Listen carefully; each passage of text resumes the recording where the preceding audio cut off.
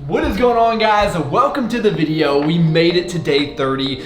We are about to do our 3,000th pull-up in 30 days. It's been pretty crazy. So drop the video a like if you think I've got it. We've got 10 more to round it out. Wow.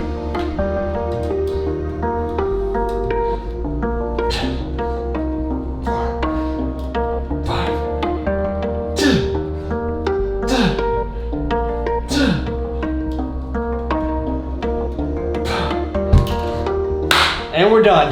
Let me know in the comments down below, did anyone follow along with me? We still got 20 more push-ups to make it a lot more than 3,000 to be honest, but let's go knock those out. It was gonna start out as 100 push-ups per day. It ended up being quite a few more just because the chest exercises that I have access to currently are limited.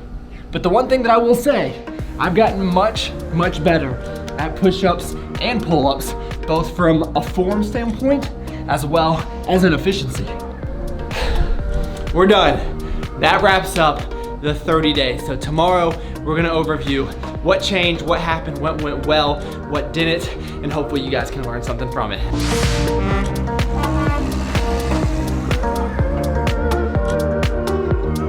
And over the last 30 days, my diet has been very consistent as well. I decided to drop my calories down to maintenance at about 2,500 just because I'm not able to train as hard right now. So overall, things have gone pretty well in that department. This is a pretty standard Saturday morning brunch for us. A few waffles, some eggs, and turkey bacon. It is delicious. And pre-workout has also stayed relatively the same over the last 30 days. So coffee with my P Science Select Cafe. I love this for the extra caffeine and protein, and it makes your coffee taste delicious. Pre-workout stack, pretty much always my go-to right there. And I'll probably talk a little bit more about this in next week's video, but you guys know you can always save 15% on any P Science products that you like. And I probably should mention that the pull-ups and the push-ups are in addition to my regular workouts 5 to 6 times a week. So I was not only doing those 2 exercises, so it made it a little bit more difficult.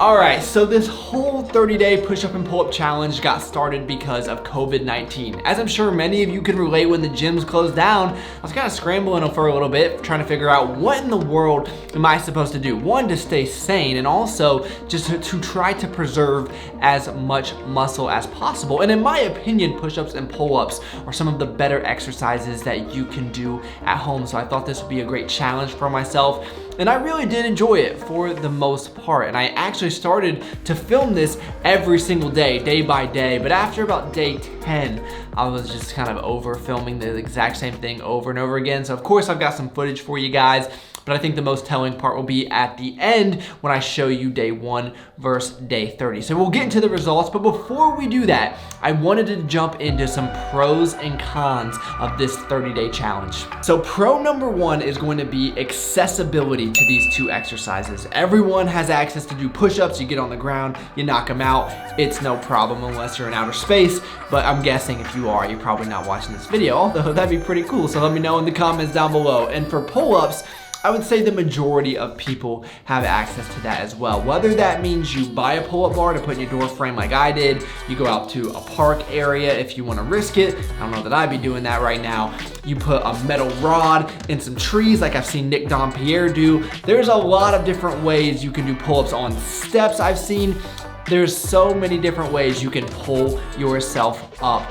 I have seen some people do it on door frames themselves. I don't know that that's gonna be too good for your door, but either way, pull-ups and push-ups are 2 exercises that are very, very convenient to do in your home, and also they are great exercises. I would argue that no matter the circumstances, you should be putting pull-ups in your workout regimen.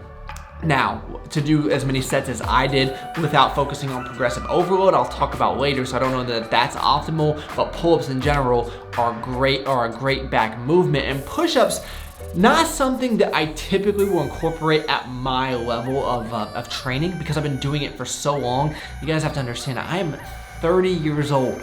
I've been training for 15 years. I know it doesn't really look like it, but it is the truth. So for me, push-ups are really hard to progressively overload because you only have your body weight unless you want to get very creative. But given the times, I feel like push-ups are probably the best chest exercise if you're like myself and you don't have a whole lot of equipment at the house. Pro number 2 is that it gave me a tangible goal and kept me motivated. Knowing that I had to do 10 sets or 100 reps of push-ups and pull-ups every single day, it really helped me stay on track because for me, working out from home is pretty foreign. So I needed something to kind of keep me in line when it comes to my training.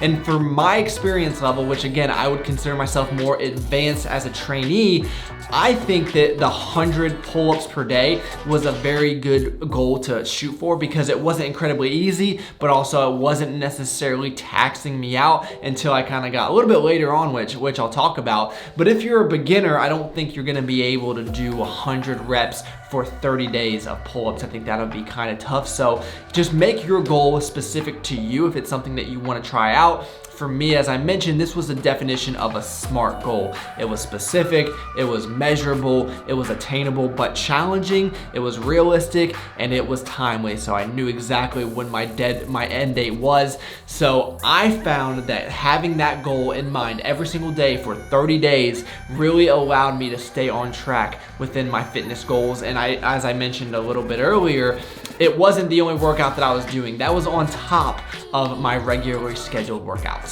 And the last pro that I wanted to mention is the flexibility of being able to achieve this goal because it's pretty ambiguous for the most part. 100 reps in a day, however it is that you want to divide that up. So for me, what I would shoot for every single day is 10 sets of 10 reps, and that worked very well. So my goal was to have 5 sets of 10 done before lunch, and then the next 5 sets of 10 done before 5 or 6 o'clock, so that way I didn't have to worry about it later in the day. But because I'm very fortunate to have a job that's keeping me very busy right now, even though I'm working from home, sometimes that just wasn't feasible. So maybe I was able to get 5 sets in the morning, but my afternoon was swamped. I was on calls, I didn't leave my chair. So then I had a little bit more flexibility in the evening to get it done when time permitted. Because if I would have made some outrageous goal for myself that's not realistic for my lifestyle and said, every hour I need to do 5 pull-ups on the hour, well, that just would not have happened because I wouldn't have let it get in the way of my work schedule. So by providing myself with that amount of flexibility,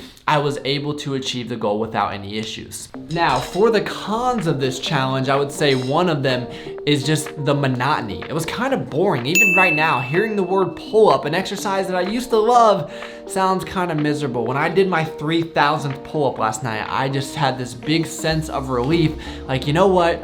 I'm not gonna be doing a pull-up for a few more days, which I'm definitely gonna get back to it because like I said, I feel pull-ups are probably one of the best exercises you can do at home, but doing them every single day, 100 reps per day, it'll wear you out pretty quick.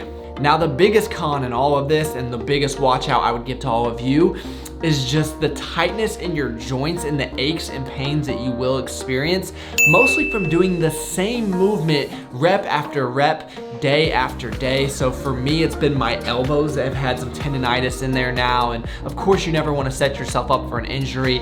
My lats are always tight and it will take me 2 to 3 sets for them to really loosen back up. Obviously, I do my band stretches and all of that. It's day 10. This is my 10th set. So for you math majors out there, this is gonna be my 1,000th rep since starting this. It's feeling pretty good. Now I am starting to get a little bit tight in my lats. I'm doing yoga every single day to try to combat that, but I will be excited when this set is done. But I'm very achy in those certain areas. Like I mentioned, my elbows, some of my wrist, my shoulder's been clicking a little bit. For me, the push-ups were relatively easy. I mean, I felt like I could have done more and more push-ups. For a while, me and my friends were actually having a competition about who could do the most push-ups per day. So there's some days I was doing 400 to 500. But like I said, I'm pretty advanced in my training, so that's still not really progressing me forward too much when you're movements, but I don't care who you are, pull-ups are always going to be relatively challenging. So that's the thing that has kind of made me very glad that this is over, is because my elbows just need a break. And the last con that I will mention to you is the lack of variation in the exercises, because I was doing the exact same width on my pull-ups, same with my push-ups. It's really not optimal for your training, especially when you're thinking about progressive overload. So what I mean by that is I was sticking to the same rep scheme every single day. So on day 1, I did 10 sets of 10 on pull-ups. On day 30, I did 10 sets of 10. So I was still getting in movement over time, which is obviously going to be beneficial just for your body in general, but also to try to maintain some strength. But if you want to increase your strength and really start to see some differences in your physique, you really want to focus on progressive overload, adding more weight, reps, things of that nature. So I went into this knowing that that was not going to be the main goal, which is why you can see here that I really didn't put on a whole lot of size. I would say my back is one of my more developed muscles, but for me it was more of just a challenge of the mind, and also I just wanted to see how I could improve in the movement itself, which I'll talk about within the results. But in terms of just muscle building in general, probably wasn't the best thing I could have done. Now let's get into the results. So the most notable thing I can tell you guys is I am so much better at doing pull-ups and push-ups, which makes sense because I was very specific in the movements that I was doing. And that's actually a way of progression within itself. So on day 1, doing 10 reps of pull-ups was a little bit challenging. And now, as long as my lats are warmed up, I can bang out 10, 15, 20 pull-ups without any issue. It's just that movement pattern is ingrained in my mind. And also I've been working on those exact muscles to be good at a pull-up. So if you want to get better at push-ups and pull-ups, it's pretty simple. Do push-ups and pull-ups. You want to really hone in on that exact movement if that's what you're looking to improve. Now, for most people watching my channel, you're not really overly concerned with just getting really good at one exercise. You're trying to either get stronger, get bigger, look a little bit better, muscle hypertrophy, things like that. So when I look at day 1 versus day 30, you might see a few improvements in my physique, but really you'd have to be looking pretty closely. In my opinion, these look relatively similar that you see on the screen right now. So I don't know that 30 days of doing that movement at my stage of training is really going to make a noticeable difference. Now, if you are a beginner, maybe a little bit more intermediate, and you stick with something like this for 30 days, you'll probably see more of a difference than someone like myself. And push-ups, as I've kind of alluded to, that was more to just try to get some muscle flowing into the chest. At this point, I'm not going to be able to put size on my chest unless I'm really pushing my push-ups, unless I'm really digging deep on those, which for the most part, I would say it was pretty moderate to semi-intense levels of effort there. Now, I do want to make mention that one of the things that really helped me a lot is having something like this that I can mark off every single day. So I had mine into 10 sets on every day that I was doing this. So I would just mark it off, and it was really motivating for me, surprisingly. Typically, I'm not a paper and pencil guy, but every time I would come over here, I would get to check off another box, especially because I was just getting so bored of doing the same movements. It really helped me stay on track and also just to remember. Now, if you're someone that is strong enough to just do 100 reps in one day or one set, then more power to you. But I was really trying to break it up so I got the most bang for my buck, especially on pull-ups. I found after 10 reps, my form started to get a little sloppier, so I wanted to make sure I honed in on getting that form correct. So I am glad that I went through with this 30-day challenge. It has had its benefits. If I were to do it over again, what I'm going to do moving forward is I'm going to be less focused on just the number of reps and more focused on getting better week after week. What I mean by that is I'm gonna give myself a few days off of doing pull-ups, and then when I go back, I'm gonna do just body weight. And then in a few more days after that, I'm actually gonna be wearing a backpack with some weight in it, trying to do the exact same number of reps with the exact same form with more weight, and really documenting that part, because that's where you're going to see the muscle growth, and that is where you're going to get the most bang for your buck. So what I did is is great. I think it has a lot of value to it, but if I really wanted to optimize it, I would be focusing on either adding weight or adding reps over time. So I can recommend doing something similar to this. Now, if you're a lot bigger and stronger than me, maybe 100 reps isn't enough for you. I just thought that that was gonna be a good YouTube title, to be honest. But again, if you're not an advanced trainee, then you might wanna shoot for something a little bit lower, because that would be my biggest word of caution, as I am a little concerned of what's going on with these old joints and all that. Now, granted, I'm 30 years old, so take that for what it's worth. I got all this gray hair, so I'm more prone to injuries than the average gym goer for sure. And I know a lot of you follow me on Instagram. I've gotten a lot of DMs from you guys saying that you have been following along. I would love to hear your feedback on how the 30 days have gone, whether you want to leave it in the comments or send me another DM, because I think everyone will have somewhat similar experiences, but also have different challenges or different things that went really well for them. So if you have any best practices that you can share with us, we are all here to learn. But as I mentioned, it's very rewarding to be done with this 30 days. It was a great goal because, I don't know, just working out from home, it's been tough. There's so many distractions. I'm thankful that work is very busy, that's kind of gotten in the way of a lot of my workouts, which I would take that any day of the week for sure. But the pull-ups and the push-ups are what I feel I've gotten the most out of. And then I get into my regular workouts in the living room and my mind starts going all over the place. But having that concrete goal in my mind every single day, it was pretty rewarding. So anything like that you can set up for yourself, I think is both a mental and a physical win. So tonight for dinner, we have an amazing spread here. We've got a baked potato with a little butter, salt, and pepper. We've got some steak from Butcher's Box, which is delicious. I've just tried the service for the first time this month, and I really like it. Brussels sprouts and onions. These are the types of food that make me feel and perform my best for sure. So big shout out to cameraman for whipping up that work in the kitchen.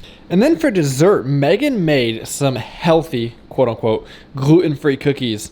They're actually pretty good. I mean, anytime you add chocolate chips to something, it's gonna taste pretty good. And that is going to be about it. 30 days of 100 push-ups and 100 pull-ups. Let me know what you guys think in the comments down below. Let me know if you learned anything, if you have any feedback, if you tried something similar, if you have any new ideas to do anything else at home. I'm definitely all ears, because I don't know, even when the gyms open back up, if I'm going to be one of the first ones headed back there. It just seems like kind of a germ fest, and I'd rather be a little bit more conservative. But who knows, maybe it'll also come to the temptation, because I miss the gym for sure. But thank you all so much for taking the time out of your day to watch. You could have been doing anything in the entire world, and you chose to spend a few minutes with me. That is pretty awesome. Please give the video a like, subscribe to the channel if you are new, and I look forward to talking to y'all next time.